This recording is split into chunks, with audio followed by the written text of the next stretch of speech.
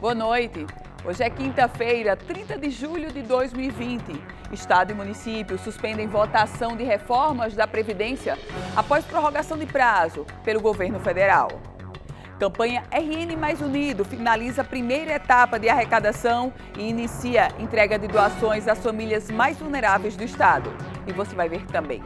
Salas de aula vazia. Governo anuncia que retorno de aulas presenciais não deverá acontecer em agosto. A decisão atende à orientação do Comitê Científico do Estado do Rio Grande do Norte. E ainda, o home office trouxe um presente nada agradável. As queixas de dores nas costas aumentaram durante a pandemia. Essas e outras notícias você confere a partir de agora com o Band Cidade, que está no ar.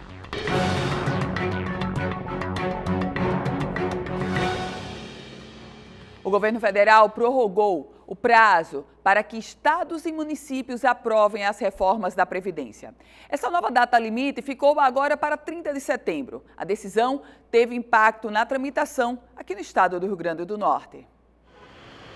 Estados e municípios agora têm até o dia 30 de setembro para aprovar as reformas previdenciárias. A ampliação desse prazo foi publicada hoje no Diário Oficial da União. O prazo anterior se encerraria amanhã, dia 31 de julho. No Rio Grande do Norte, a prorrogação do prazo já era esperada por alguns deputados estaduais e foi comemorada por governistas e oposição. Isso vai oportunizar para que haja um debate melhor, um debate mais qualitativo, como também há uma possibilidade de haver uma alteração na atual redação do projeto da Previdência enviado pelo governo. Nós aqui sabemos e temos o conhecimento que a reforma da Previdência realmente precisa passar. Precisa haver modificação na Previdência Estadual, mas com o debate, com a participação dos servidores, com as audiências públicas, com as nossas galerias e com o governo, sobretudo, respeitando os deputados de oposição. Na Câmara Municipal de Natal, a pauta chegou a ser aprovada em primeira votação, mas também foi adiada. Uma sessão extraordinária aconteceria amanhã para encerrar a votação dentro do antigo prazo, e essa sessão foi cancelada. O governo respira aliviado. A Prefeitura de Natal, a Câmara Municipal, fica mais tranquila para votar sem a necessidade de uma sessão extraordinária. Na prática, em se tratando da Prefeitura do Natal, o prefeito Álvaro Dias iria sim aprovar o projeto de emenda constitucional da reforma da Previdência amanhã, em uma sessão extraordinária. Agora fica para a próxima semana e vai votar e aprovar sem problema. Já em se tratando do governo do estado, ganhou um oxigêniozinho, mas vai precisar trabalhar. E trabalhar quer dizer articular politicamente.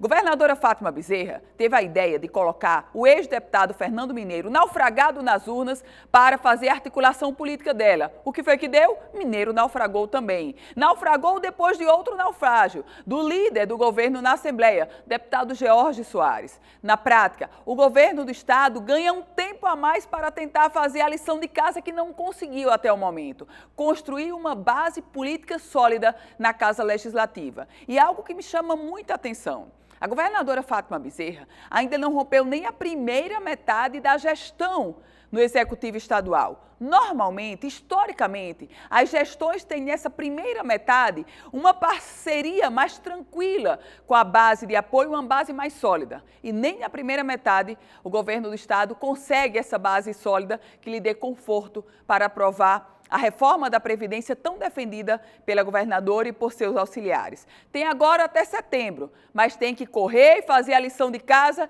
e escolher um melhor articulador político, porque esses dois que passaram não vingaram. E a Prefeitura de Natal confirmou, no início da noite de ontem, a suspensão do retorno das aulas presenciais previsto para ocorrer na rede privada de ensino da capital e na rede municipal. A expectativa era para que as aulas presenciais na rede privada retornassem no dia 10 de agosto no município de Natal. Já na rede pública, em 14 de setembro. Mas após um manifesto de pais, alunos e gestores, a prefeitura recuou e cancelou o retorno previsto. Em nota enviada à imprensa na noite da última quarta-feira, o prefeito afirmou que recebeu solicitações para o cancelamento devido às consequências da pandemia do novo coronavírus.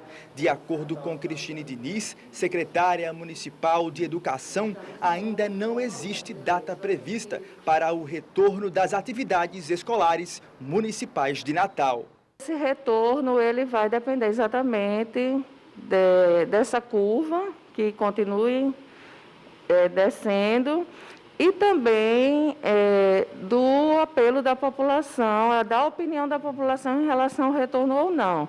Mas deverá haver uma data ainda esse ano. Não podemos afirmar ainda nada com certeza. A secretária informou que o comitê científico está organizando para o momento certo, seguindo todos os protocolos de biossegurança. Eu quero ressaltar aqui que o comitê científico, ele avalizou o retorno para agosto e setembro, através da curva que está descendente e está ficando estável no município de Natal. Nós estamos com leitos de UTIs, de enfermarias nos hospitais com uma posição confortável. Então, assim, esse comitê avaliou que, pela questão da saúde, talvez fosse o momento realmente do retorno. Nas escolas particulares da capital, os gestores e professores já estão se preparando e aguardando as orientações dos comitês científicos municipal e estadual.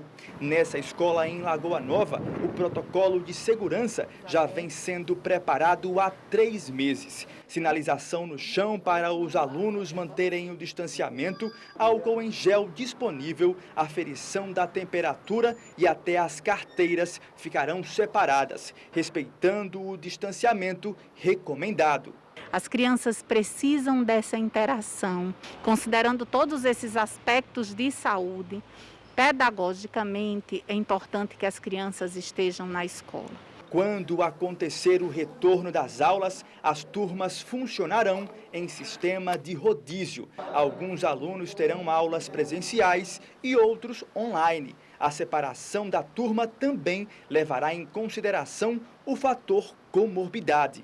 E assim como os funcionários, os alunos que desejarem, inclusive, independente da comorbidade, não voltar para a escola, eles terão um ensino híbrido. Então, ou as aulas estarão sendo filmadas simultaneamente, ou um encontro remoto, no caso da educação infantil. Essa escola particular aqui em Natal também conta com um médico infectologista para a elaboração de todo o protocolo que precisará ser seguido nessa nova realidade. Nós não estamos tratando de contra a vida ou a favor da vida. Nós estamos tratando de um espaço que pode haver estímulo e vivências que favoreçam o desenvolvimento das crianças e dos adolescentes. A decisão da Prefeitura de suspender o prazo de retorno das aulas segue a mesma linha confirmada hoje pelo Governo do Estado. De acordo com o secretário de Educação, Getúlio Marques, as aulas não deverão retornar agora no mês de agosto. Essa decisão, inclusive, atende à orientação do Comitê Científico do Estado. O secretário falou sobre esse assunto durante a entrevista coletiva. A gente vai ouvi-lo agora.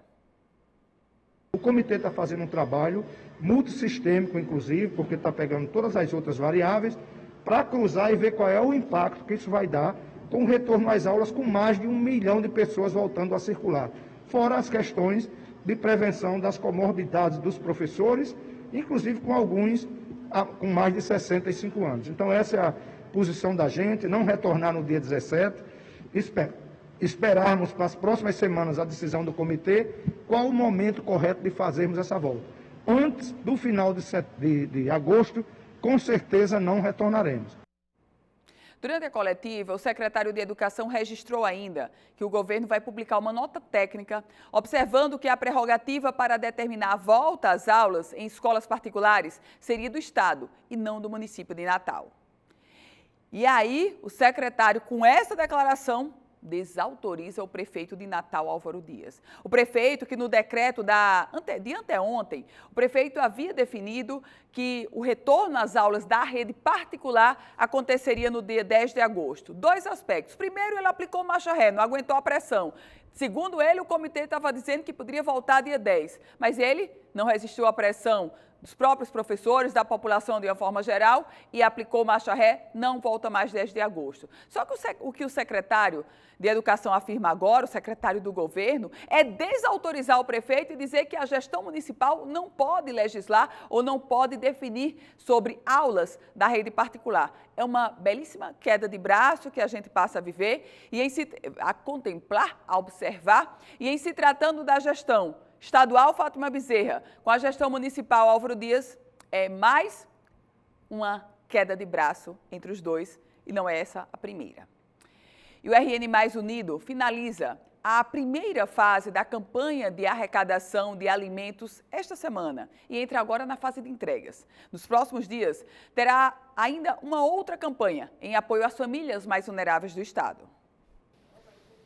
O programa RN Mais Unido teve início em abril, numa iniciativa do governo do estado, mobilizando organizações da sociedade civil e instituições privadas, principalmente a Associação dos Supermercados, a ASURNE. É uma iniciativa que foi motivada pela manifestação de solidariedade que o governo vinha recebendo de vários segmentos, sejam de pessoas, sejam de empresários, de movimentos, nesse contexto da pandemia, sentindo e apresentando, né, a disponibilidade para fazer doações. Então, isso motivou tanto a criação da Central de Doações como um todo, como também a construção de um programa voltado a atendimento às pessoas que se encontravam nesse momento em situação de insegurança alimentar, como a RN Mais Unido. As boas ações foram destinadas para a Companhia Nacional de Abastecimento, a CONAB, que fixou temporariamente a sede na Escola de Governo, onde eram feitos os processos de recebimento, higienização e triagem para as instituições. 276 instituições solicitaram ajuda, 169 foram atendidas e 9.662 mil cestas básicas distribuídas, um total de 53 toneladas de alimentos, material de higiene e limpeza. Essas toneladas todas já foram distribuídas, né? Estão aqui na Central de Doações, então, as arrecadações que estão chegando ainda dessa semana, né? Mas foram atendidas até agora 169 entidades, tá? Que atendem mais de 50 mil famílias. Essa primeira fase do RN Mais Unido se encerra essa semana. As instituições que não foram atendidas serão contempladas com um outro projeto que será anunciado nos próximos dias, algo mais permanente, com aporte financeiro do governo do estado. Nós temos uma grande demanda que ainda não foi atendida e que o governo do estado, a partir de agora, entra com uma ação complementar. Nós chegaremos ao final dessa campanha com a ação complementar do governo a 80 mil famílias. E a gente vai agora a Brasília conferir as notícias do dia do Congresso Nacional. Quem traz as informações? Napoleão de Castro. Muito boa noite para você, Napoleão. Você ligado no Band Cidade, nesta quinta-feira, reportagem voltando aqui de Brasília, Palácio do Planalto, no acompanhamento político na capital federal. Madrugada de ontem para hoje, na Câmara Federal, foi aprovado e vai agora a sanção do presidente Jair Bolsonaro aqui no Palácio do Planalto, a proposta de linha de crédito para micro e pequenas empresas no país. A Câmara Federal aprovou na madrugada de ontem para hoje um aporte de 12 bilhões de reais para socorrer micro e pequenas empresas no país. O projeto, que já tinha passado pela própria Câmara, foi votado no Senado, teve modificações e voltou para a Câmara Federal. A medida provisória concede linha de crédito especial para pequenas, médias e microempresas no país, para pagar salários, bem como para investimentos. A aprovação no plenário da Câmara na madrugada desta quarta para quinta-feira, da medida provisória 944, concede essa linha especial.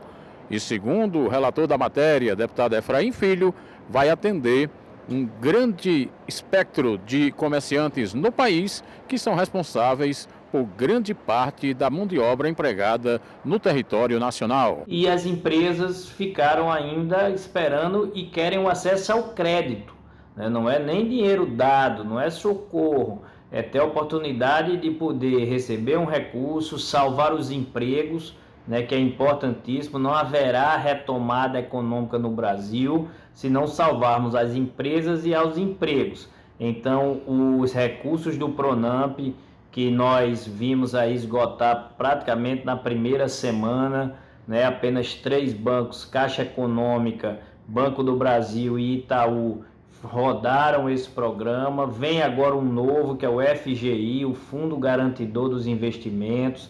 Tem também o programa das maquininhas, que é para chegar lá no microempreendedor individual, lá no MEI, lá na ponta, aquele que nem acesso a banco tem, mas pela sua maquininha do cartão receberá. Essa proposta, que já havia sido aprovada na Câmara, depois voltou ao Senado e agora finalmente foi aprovada e vem a sanção presidencial. De Brasília, Napoleão de Castro para o Band Cidade, na Band Natal. E vamos agora saber a previsão do tempo para amanhã, sexta-feira, em parte da região Nordeste. As informações que chegam são da Somar Meteorologia.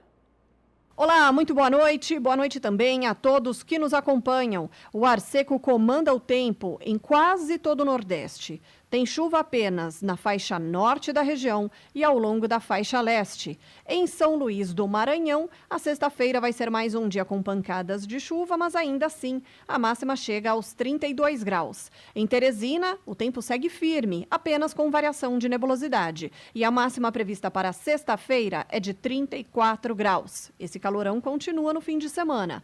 Em Natal vai fazer 28 graus, com chuva isolada na sexta-feira e também no fim de semana. Recife com máxima de 27 graus e com chuva isolada entre a sexta, o sábado e o domingo também.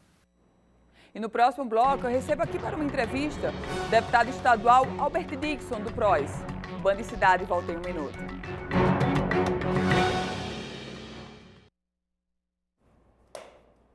De volta com o Band Cidade, e eu recebo agora para uma entrevista o deputado estadual Albert Dixon, do PROS. Deputado, muito boa noite, bem-vindo ao Band Cidade. Boa noite, Ana. Boa noite aos amigos aí do Band Cidade. Deputado Albert, a Anvisa, a Agência Nacional de Vigilância Sanitária, agora restringiu o uso da ivermectina apenas com receita. E a informação que eu tenho é que o senhor está fazendo uma mobilização para entrar com uma ação contra a Anvisa. O que é exatamente que o senhor pretende, deputado? Na verdade, a ivermectina é um medicamento, é um antiparasitário, há 40 anos que está no mercado. E existe uma própria resolução da Anvisa, que foi publicada em 2016, em novembro de 2016, que determina que antiparasitário não precisa de receita médica. Então, remédio para verme, imagine aí se toda criança tiver com verme na periferia de Natal, precisar de ir no médico para passar um remédio. Então, a gente sabe que desde a infância, se com verme não precisa de receita, é só ir comprar o remédio para matar a verme. Então, ela teve essa resolução e teve uma resolução interessante que a própria Anvisa determinou que para ser um remédio preciso de receita, ele tem que ter algumas diretrizes, dentre as quais alta toxicidade, dependência química, e isso a ivermectina não tem. Então, essa determinação da Anvisa, ela há de encontro exatamente às próprias determinações dela. Então, diante de uma pandemia, nós temos a ivermectina que tem testes comprovados in vitro e in vivo a sua eficiência, vai impedir exatamente, restringir o uso da ivermectina apenas com a prescrição médica, vai de encontro à própria determinação dela e o próprio momento que nós estamos vivendo no Brasil, né? O Brasil hoje cai 4 aviões por dia, cerca de 1.200 pessoas têm morrido, e isso é muito ruim e vai de encontro exatamente à necessidade da população. Você vê que aqui em Natal as pessoas começaram a usar preventivamente, profilaticamente, a ivermectina. A prefeitura também começou a distribuir com a prescrição médica, depois da prescrição médica, e reduziu muitos casos.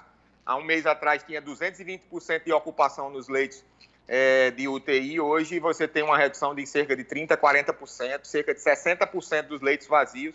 E isso não mudou nada em Natal. Na verdade, continuou usando máscara, continuou no isolamento social, mas, no entanto, entrou a ivermectina para nos ajudar. Então, você vê que no próprio PET, Ana, as lojas de animais vendem ivermectina para animal e não precisa de receita médica. Aí agora inventou essa de ser humano, para a necessidade de receita médica. Então, eu acho que é um momento extremamente inoportuno. Nós demos entrada, vamos dar entrada agora nos próximos dias, que vai ser em Brasília, contra essa ação da Anvisa, né, uma ação popular, né, nós temos mais de quase 5 mil assinaturas, começamos ontem a recolher, o site é www.ivermectinaliberada.com. Então, se você está escutando aí na Band, você pode entrar lá, ivermectinaliberada.com. Não é só lá, e é uma ação popular juntamente com a do nosso mandato contra essa ação da Anvisa. Deputado, o que está por trás dessa medida da Agência Nacional de Vigilância Sanitária? Qual a leitura que o senhor faz? Eu acho que a agência, ela foi, por exemplo, pra você ter ideia, Ana, o agrotóxico, o nosso corpo depura 4 litros de agrotóxico por ano, o nosso fígado. E a Anvisa, ela tem liberado todos os meses quase a liberação de agrotóxicos. Agrotóxicos que mata a abelha e mata a gente também, porque os alimentos, principalmente pra você ter ideia, no último mês agora, ele liberou 116 agrotóxicos, a Anvisa. Como é que você, é uma agência de vigilância sanitária a nível nacional, para preservar a nossa saúde, libera agrotóxicos, 110 agrotóxicos, e proíbe uma coisa que está dando certo à saúde, que é a ivermectina. Proíbe, entre aspas, porque, na verdade, ela restringiu. E você sabe que a dificuldade de ir para um médico é um gigante nesse momento. Como é que você vai procurar um médico nesse momento para a própria deficiência de você sair de casa para ir para o médico, com o risco de pegar o coronavírus, pela própria deficiência do médico de prescrever ivermectina? Aí você vai restringir uma coisa que está no pico da pandemia, no Brasil inteiro, é um caos total. Então, eu acho que está por trás de uma política, na verdade, uma política interna da Anvisa, politizar a medicação. Eu digo sempre que a medicação não tem partido político e a Anvisa, infelizmente, está politizando, eu acho, do meu ponto de vista. Então, eu acho que a justiça aí vai ser o bem comum para que realmente balize e acabe de vez essa questão da politização e faz com que a população volte a ter acesso à ivermectina. O senhor entra com pedido de liminar, deputado, ou seja, para a decisão ser mais rápida? Exatamente, uma liminar inicialmente, né? A gente está vendo se é um ADIM, porque isso, se for um ADIM, vai ter que entrar por via do nosso partido político, que é o PROS. Então, assim, a gente está vendo isso em Brasília, já está pronta a peça e a gente só está coletando as assinaturas. Nós temos hoje, a gente foi ver o relatório, a gente começou ontem no site, tem cerca de 5 mil assinaturas já, das pessoas do Brasil que têm realmente lutado e assinado essa causa para que realmente a ivermectina seja liberada, e como antigamente, né? Imagine só que situação difícil. Os cachorros e os animais, os pets, têm direito à ivermectina e o ser humano não está dando direito, não, tem que ir para o médico. Então, assim, a dificuldade de ir para o médico é enorme. Eu fui tentar marcar um médico para mim essa semana, não tem vaga, porque os médicos não estão atendendo, com medo de pegar o Covid. Aqui no estado, você sabe que tem morrido uma vez por semana, uma vez a cada 15 dias, um médico. Eles estão com medo, então o paciente também está com medo. Aí a Anvisa bota essa restrição de ter que ir para o médico pegar uma receita controlada para comprar um medicamento que é livre patente, nunca matou ninguém em 40 anos. Então, assim, nós temos, assim, diante disso, uma situação bastante delicada.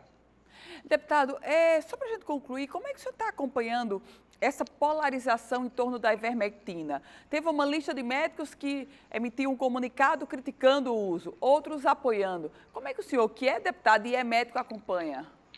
A ivermectina hoje é a bala de prata, eu digo, contra o coronavírus.